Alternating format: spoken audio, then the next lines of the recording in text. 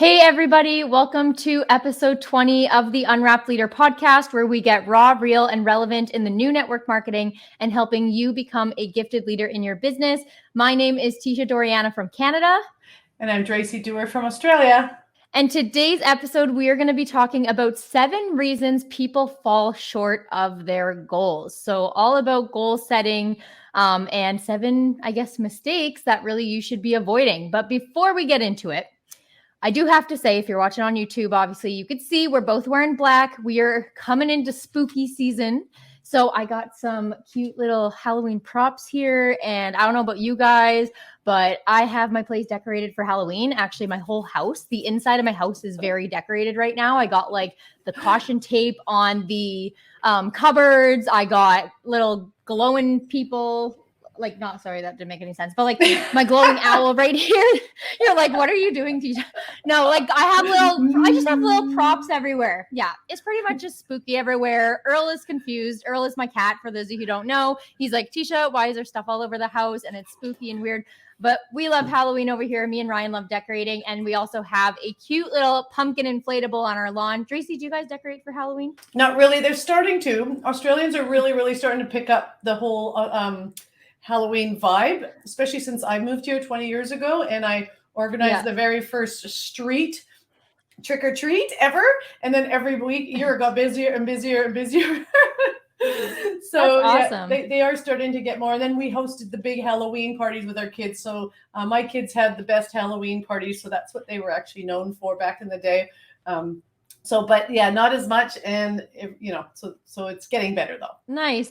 Yeah. We were supposed to host a Halloween party last year and then the plans kind of fell short. So we had all these decorations and I was like, well, we're still decorating because we love it over here. And we get about 120. Last year we got 120 trick-or-treaters come to our door. So I make a bunch of treat bags and it's a whole thing here. Lots of kids on the block and the kids love trick-or-treating. So spooky season is here. So let us know in the comments if you guys are watching on YouTube. We're actually recording this. This is the first one we're recording in a little while because I'm actually busy on this upcoming Wednesday, so we can't do it live, even though we plan to do it live for the future episodes. But let us know in the comments if you know your Halloween costume. And yes. Tracy?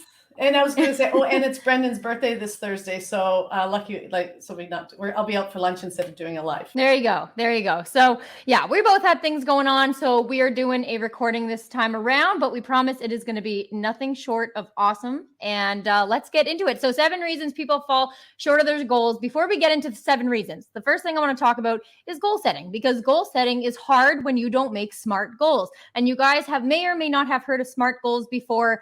What SMART stands for is they are specific goals, they are measurable goals, they are attainable goals, they are relevant goals, and they are timely goals. SMART goals, so that's what it stands for. And so on top of that, you need an action plan and you need a routine to keep yourself accountable. So let's talk about what a not so SMART goal would sound like.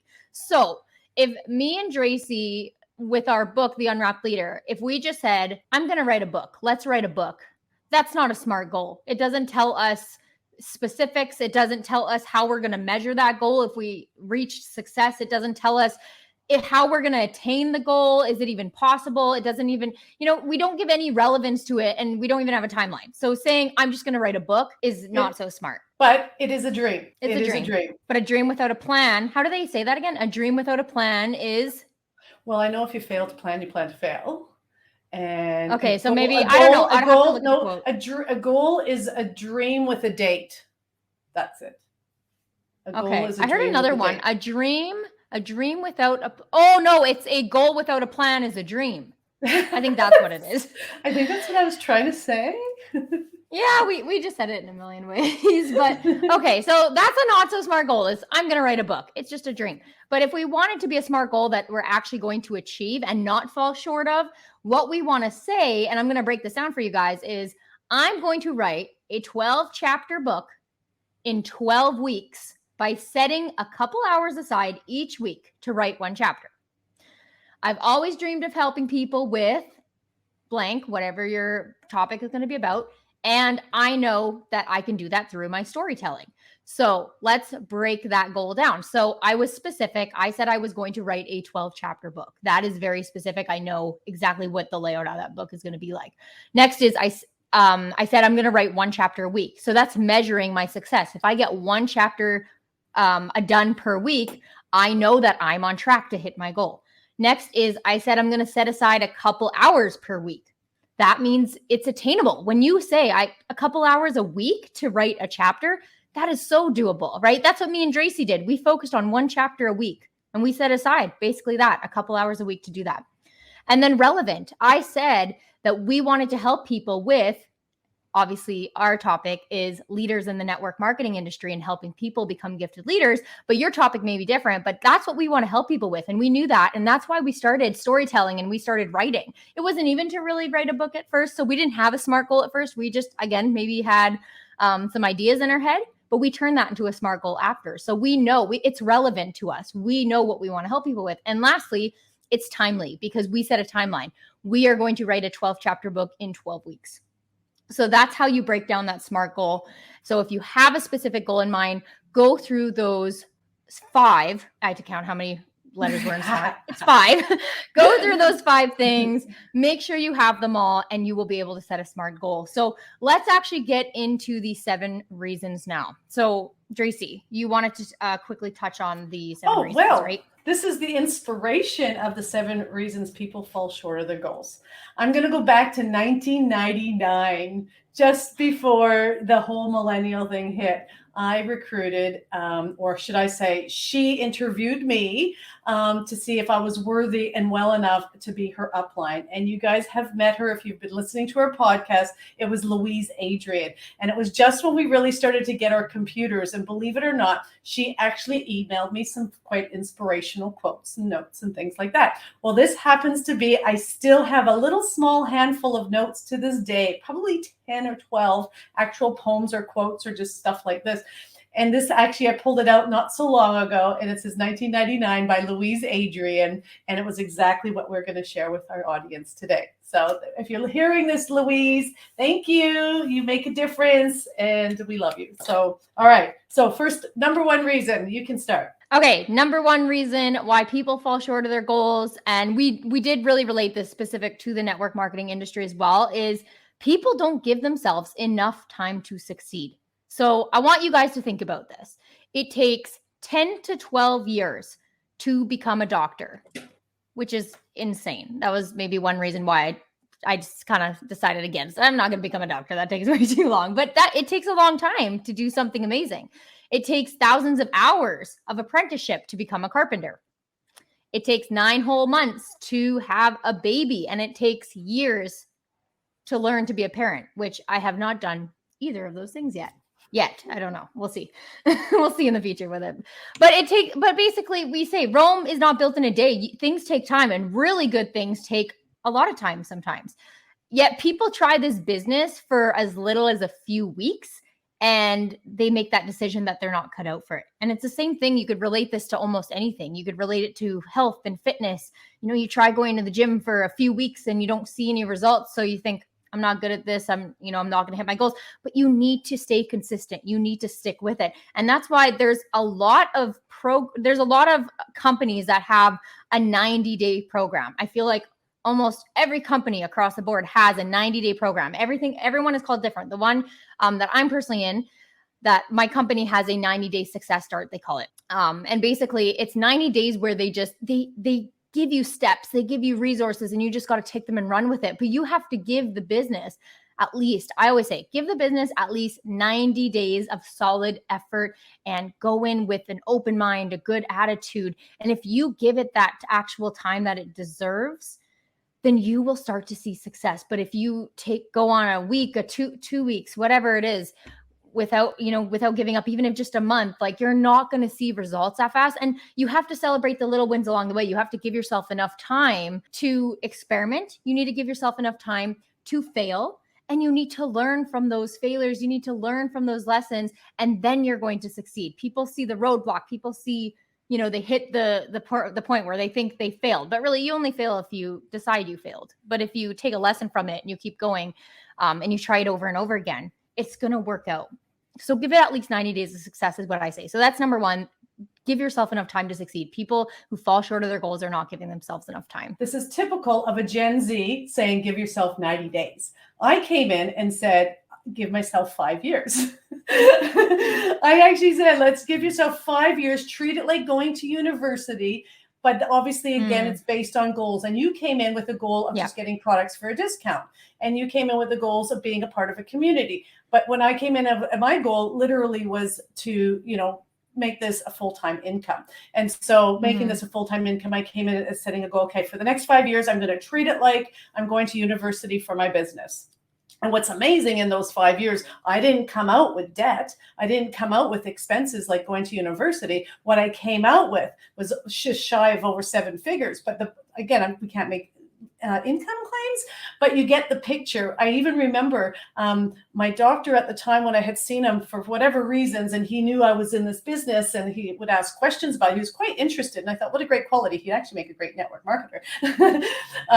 But he was floored that after 2 or 3 years, I had made more money in that time frame. And he came out of university having to have a huge debt. So that's what I have to say about giving yourself enough time. Treat it like you're bad before you're good before you're great, and just enjoy the process. Because like Teisha, you said, celebrate those small wins and know why you got started and what is the goals that you're actually setting for yourself. And again, the reality is most people actually didn't set income goals. They actually just set discount goals, or they just wanted to be part of something.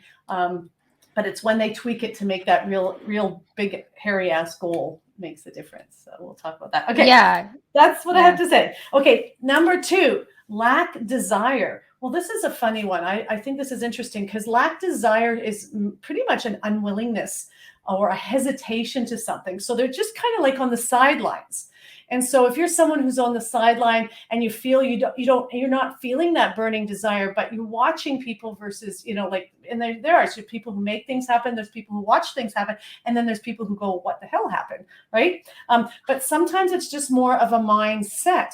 And so their inspiration comes out of desperation versus inspiration. And so it's just easy. And when you actually notice this about yourself is that lack of desire something for what's missing in your life? And so a great exercise that I love for this one, as I always say, as an example, so Teisha, I would say, write down the most important people in your life. 5 of them, 6 of them, 10 of them, but just the closest, most important people in your life. And what I always do is get you to put your name and all of theirs and put how old you are. All right. So put how old. So Teisha's 26 and, and your mom, your dad, just those important people, how old. And then you got to do 5 years, how old you're going to be in 5 years. And then you need to do how old you are in 10 years. It's really important to do this process, especially for someone who feels they lack the motivation or inspiration, because what you then do is you go look at yourself in 5 years from now and 10 years now. What do you see for yourself? Where do you see yourself? What kind of improvements or things you want to be doing different than what you are doing now? But then you need to go through that process with each person so you can see where do you want to be in your life? What kind of things do you want to be doing? And how will your life change? And so I feel when you do something like this, it helps spark something within you to help give you the desire to make things different than what you are. Because if you keep doing what you've always done, you'll keep getting what you've always gotten. And it is definitely the definition of insanity. Yeah. And I think also too, people have to assess within their business, I think it comes down to having that mindset when it comes to their products, their programs, and showcasing that, right? Because I feel like you're going to lack desire if that mindset isn't strong enough. And we talk about mindset a lot. That's, one of our brand pillars and one of the things that we consider to be very important to have, especially in an industry like this. So yes, it could be something external. What are you lacking in your life? But also, are you lacking that belief in your products or programs, and why? And if you are, how come? Is it something that's self-limiting, or is it something that you truly don't believe in? And maybe you need to make a change, somewhere else too. So that's what I think of too when it comes to lacking desire. And then number 3 would be they don't have a plan. If you don't have a plan, you don't know where you're going.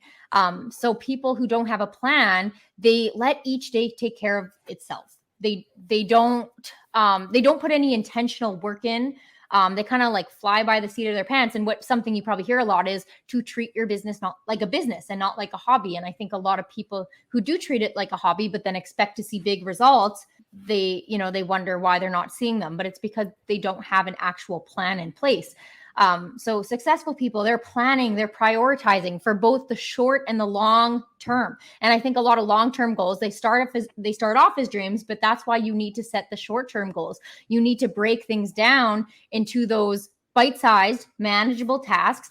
And we actually talked about this in, I think, episode 12. We talked about a 90-day action planner, and we talked about setting quarterly goals. And we talked about how when you look at things over a quarter, it's actually easier to break them down even in a month-by-month basis, and then even smaller into a weekly basis. And every week you could look how many people do I need to talk to in order to hit my monthly goal, in order to hit my quarterly goal. So when you start to break it down even more, rather than just having one long-term goal and having, shorter goals and shorter wins along the way that you could celebrate, you're bound to see that success when you actually start to break it down. So that's another reason why SMART goals matter, because the SMART goals help you break everything down into those bite-sized tasks. And this way you have an actual plan moving forward. And one of the great things to help, again, with that 90-day action plan and to a small, more measurable goal is this is what you do now is set a 1-year letter. And so today's date being whatever today's date is, and here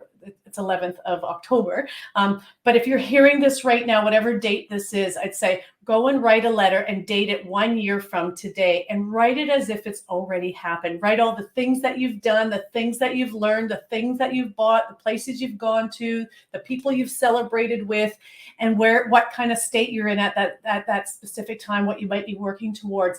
That is a really fun way to get the mind creative and setting your goals for the next 12 months. So if you have not done that, I love doing the 1-year letter. It has made so many differences in my life. I'm living in Australia today as one of those 1-year letters that I had written. And 1 year later, when I read it back, I was living in Australia and I had already kind of preempted that. So that's a great one on helping on a plan. Okay, so now our next one, number 4, goes to, and I think, Teisha, you were highlighting this, but it's about they just don't have the right attitude. And, attitude plays such a huge part in this. People who fail don't believe strongly enough in themselves, sometimes even the product or the opportunity. But if they actually doubt themselves or their abilities, they go off just kind of floundering and falling off the wagon. And so this is a really common thing, not believing completely in themselves. But if you have an ounce of belief in your product or the people that are in the company, attach yourself to that belief and let them believe in you. Because if you just start doing the action and start hanging around people like that are living the life that you want to, or sharing and selling the dream that you would aspire to, then you can't help but start doing the things that they're doing and start having that enthusiasm. But coming down to that attitude too, and I love this exercise. If you actually write the alphabet and you do 1 to 26 of the alphabet, like each letter of the alphabet you number. So A is number 1, B is number 2, and C is number 3. And you go all the way through the alphabet. And then if you actually write the word attitude down and then you match it up with those numbers, did you know that those numbers actually add up to 100%? Like, I think that's just an amazing exercise. Please do it if you've never seen it, or even just Google 100% attitude and see what actually comes up. It's really amazing and awesome, but it just shows you got to have 100% attitude. It is your obligation, because most likely you have a product that can change people's lives or make a difference. And what might be a hobby for you can be a lifeline for somebody else. So again, I feel it's your obligation to get over yourself and get that attitude straight and right, because otherwise, there's too many great things going on in life, and you just have to make that decision. So that would be my big one on mindset and right attitude. Yeah. And just to quickly add to that, I remember when I was doing my own training and research, when it came to network marketing, and I was learning how to be a good marketer and I was learning how to be a good network marketer, the one thing that I came across multiple times was you can have all the skill sets in the world. You can, do all the training you want, but if you don't go into any of that with a good attitude, none of it matters. Attitude is like the number one thing, and it falls hand in hand with that mindset as well. So 100% agree. The right attitude is so important. The fifth reason why people fall short of their goals is they are not lifelong learners. People who are just not willing to continuously learn, like top people, they're attending the meetings in their teams, in their companies. They're going and attending conferences, whether that's, today there's a lot of virtual going on, but they're going out of their way to attend. They're investing in themselves.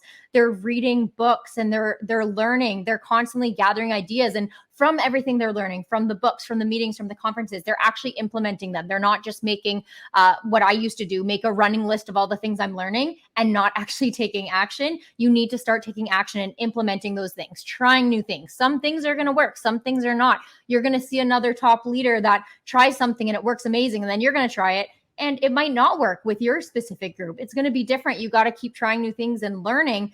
And so it's so important to be a lifelong learner. Like there's no end result. You're not ever going to hit a point where you're like, I made it, I'm done. I'm just going to, relax now and be at peace. Like you need to continuously learn, because like I said, there's no end. There's only many, many beginnings. You're going to learn something new, and that's going to be the start of a whole new journey. And so that's why a lot of people aren't cut out for this, because they don't like that lifelong learning journey. And I think of this example of when I went to school for education. And they talked about how we have to be lifelong learners all the time. And that's one thing I loved about it, is that I'm constantly learning. One funny thing about me is that I've never been a reader myself. And so I thought it was insane when I started writing a book. I'm like, oh my God, like I don't even really take time to read. But what I don't take time to read is, I don't know what it is. I'm like, I know I'm in the unpopular opinion here, but I don't take time to read fictional books. I don't know what it is. I can't sit down and read a fictional book.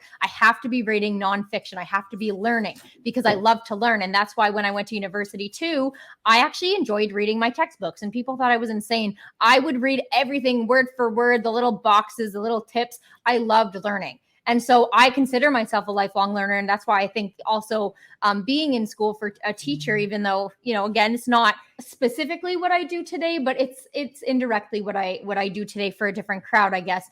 But I was constantly learning. The curriculums are constantly changing. We need to stay relevant, and this world is changing every single day. So if you're not constantly learning and staying relevant, then, it's hard for, like, we wouldn't have an audience if we weren't learning all the new updates and things going on in the world, right? People would be like, no, like we talk about the old school and the new school, right? We give comparisons. We talk about how we transition, and we keep learning and building on that. There's so many different learning styles. That goes for both when I was, learning about education. I have to talk to every single person, and there's always new learning styles, it seems, that are emerging. It's the same thing with your teams.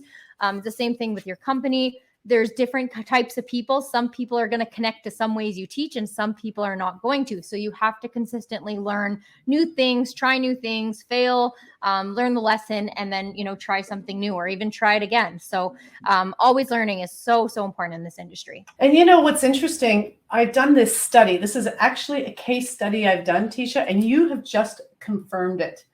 Because when you said you don't read fictional books, but this is textbook. I worked with leaders for a long time, and I do leader summits and workshops and events. And you have one of the common threads is what holds you back. And procrastination was a common thread. It was procrastination. And all I had to do was ask them, what were they reading? And interesting enough, the biggest procrastinators were the ones that read novels. And nowadays it's the Netflix or the novels. Okay. If you ask a procrastinator what they are currently reading, it's usually a fiction or Netflix, like stuff on those sort of things. But those that are actually reading curriculum, learning, self-help development are proactive. It has not proven me wrong whenever somebody has to ask me what they, when they've said that they were a procrastinator. I can always tell what they were reading. It's just amazing. So getting on, so great share. And I think now as well is a lot of people aren't maybe reading as much as they used to either, because I think the whole phone, the scrolling, that kind of addiction kind of takes over as well. So I think discipline has to kind of get set into there, being a lifelong learner. And then the one other tip I would also say is you have to schedule learning. You have to schedule learning, like in the morning, having your 10-minute mantra mindset getting yourself in state, setting yourself once a week to do it, to actually studying or learning something new or of value moving forward, or again, your weekly training or events or being coached. I think it's just imperative if you want to get yourself in that kind of state. In that. So, okay. So, this one's my favorite. And this is, they don't show enough enthusiasm. So nothing great is ever accomplished without enthusiasm. And I like to say enthusiasm is like the yeast that rises the bread. Bread does not rise without yeast. And it comes down to a vibration, black and white. You can't go without. You tell me who's the most enthusiastic person you know. Go and attach yourselves to them. You will literally feel their vibration. I feel I'm vibrating today, by the way, Teisha. I don't know if you've noticed, but I have been on 4 days of learning on a learning curve. And, you get me onto writing a book and now a podcast and doing social media. Like, this was not stuff that I planned on learning, but for us to take our word and message out there, I had to learn new things. And again, so I've been in that learning state. So I think I got this extra vibration going. But again, getting to don't show enough enthusiasm. So what can you show enthusiasm for? If it's not for yourself, show enthusiasm for other people, other people's dreams and goals. Again, if you come genuinely interested in others, you're going to get excited about their story. And show that enthusiasm. Share, think of how you can be enthusiastic. And one of the ways is, I'm not saying you have to jump off the bed, and I'm not saying you have to be, like Dracy, enthusiastic. I'm just saying, genuinely share what you're excited about. Genuinely smile for somebody and nod your head. That in itself raises people's vibration in the yes mode. And that I would highly recommend as well. So again, if you're lacking enthusiasm, please go and attach yourself. Go see who's the most successful person or most enthusiastic person in your business. Go and buy them a coffee. Go and ask, can I interview you? They love to talk about, their successes and share with you. Interview them on a podcast or on a Facebook Live or Instagram Live. Not only will you learn from that, you'll grow from it, but you'll also vibe from it. So learn how to be a high vibing human. That's all I have to say. And also to add to that quickly, they say your audience is never going to be more excited than you are. And that's why you need to bring the enthusiasm. Because if you're not excited about something that you have to offer, neither is anyone else going to be. So bring it every chance that you can, for sure. And last but not least, I'm going to keep this one short and sweet. And that is just, they simply do not stick to it. People don't stick to it. So let's give the postage stamp as an example. The postage stamp has one job.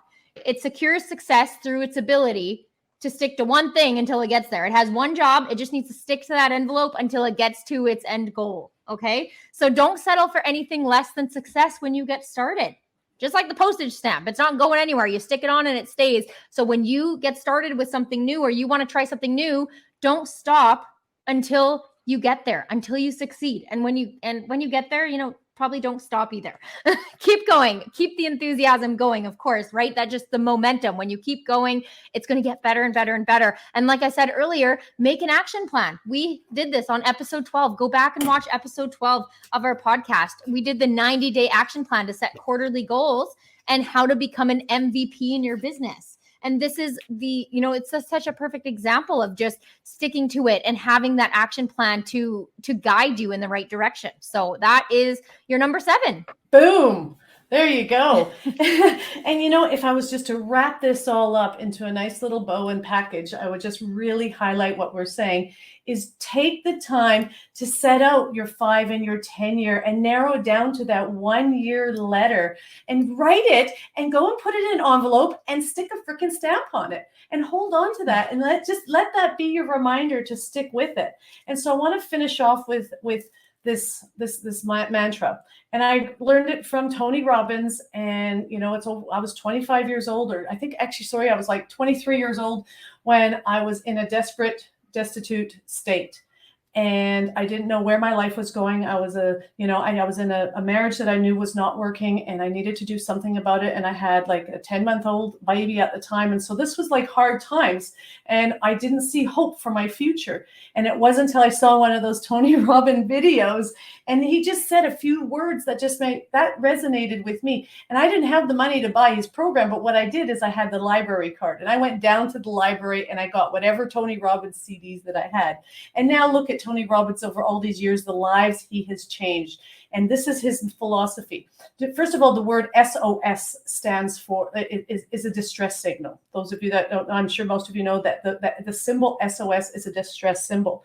So if you're to take his SOS, so S being your state, get yourself in the right state. We talked about attitude. We talked about enthusiasm and your mindset. Get yourself in that right state by being a lifelong learner.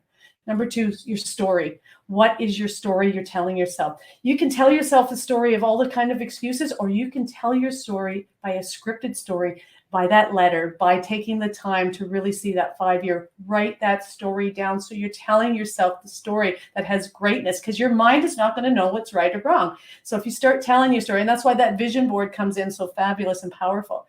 And then the third S is actually your strategy. And we talked lots about tips and strategies, but again, if you have an upline or a coach, go and get that weekly coaching call so you can craft that strategy so it's so crystal clear.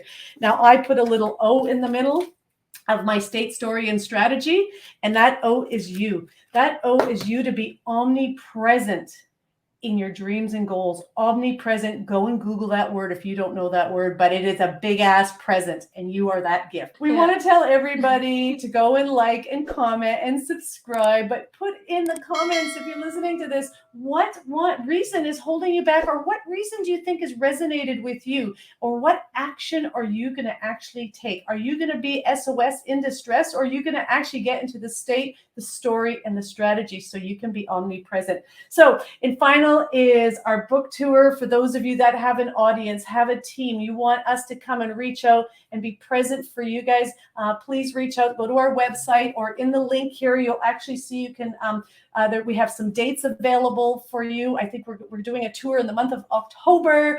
Our goal is to do 10 events, so go and check that out if you think we could be of value. We're going to talk about the 5 things you need to learn to thrive in the new network marketing business. We'll obviously share a bit of our story, and most importantly, we'll customize it for you and your audience. Number 2, we are doing an Unwrap Your Brand Masterclass on the 5th of November, North America, 6th in South America, or South Hemisphere.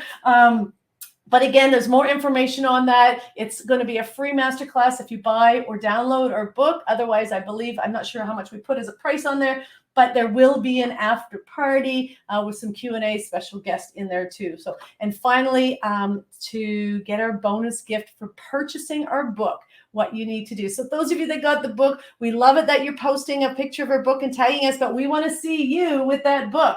So please post a picture of you with the book, tag us, and we are going to reach out to you and send you some happy mail that Teisha and I have put together with great intention that we know that you're going to absolutely love. So thank you for joining us. And Teisha, thank you for showing up so beautiful in your spooky season clothes and making this event so fun. Yes, everyone have a spooktacular day, and we will see you next week for another live episode. We'll be back live next week. Excellent. Thanks, everybody. Bye.